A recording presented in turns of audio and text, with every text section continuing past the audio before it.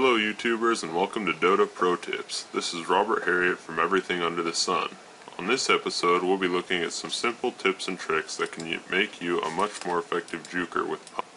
First of all is your items. Of course items are subject to change from game to game, but two items that can make you nearly impossible to kill with puck are as a combination of a force staff and a blink dagger.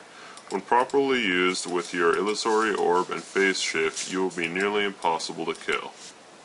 One common mistake that new puck players make is using their phase shift before their illusory orb because they get scared of getting hit. Make sure to use your orb before your shift and use your shift to let your orb gain distance for you to blink to it, like this. As you can see, you're invincible the whole time your orb is traveling rather than running around trying to dodge things manually. Another mistake that is easy to make is firing your orb at the quickest place you can think of rather than taking time to actually decide which would be the best place to fire it. If you're up here and you're running down into the bottom and you've got a team chasing you, many puck players who are inexperienced would simply shoot their orb in front of them as fast as they could to travel to it. When, if you think about it, it would be much better to fire it up the cliff and gain a lot more distance. That way your enemy has to go all the way around.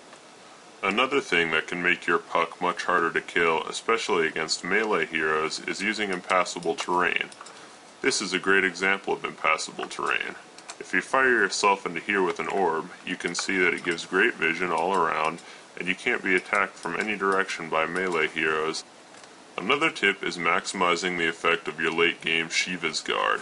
The effect for Shiva's Guard is based on where your hero is, not where you started casting the ability. This means that it will follow you through blinks, orbs, or force staffs. Notice how you can hit both of these creep camps using only one blast from your Shiva's Guard. If you time it correctly, you can cover a huge area this way and double the effect.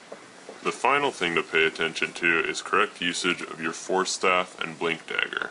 When you cast phase shift, your hero will remain facing whatever direction you casted phase shift in for the duration of the phase shift.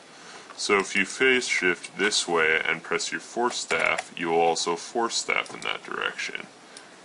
Correct phase shift usage can also make it impossible to stop you from using your blink dagger. While you're phase shifted, no one will be able to stun, attack, silence, or disable you in any way, and you will even be able to blink out of a radiance if you time it correctly. Using the blink dagger immediately as your phase shift ends. This takes a little practice to use to escape from a radiance. The last tip is to simply be unpredictable. Many players will shoot their illusory orb and then have a feeling like they need to follow their illusory orb with their blink, when they really don't need to. That's exactly what the enemy will be expecting. If you shoot your orb in one direction and see your enemy chasing it, then don't go to it. Just turn around and walk the other direction. This will confuse a lot of new players. Thanks for watching and stay tuned for more DotA Pro tips.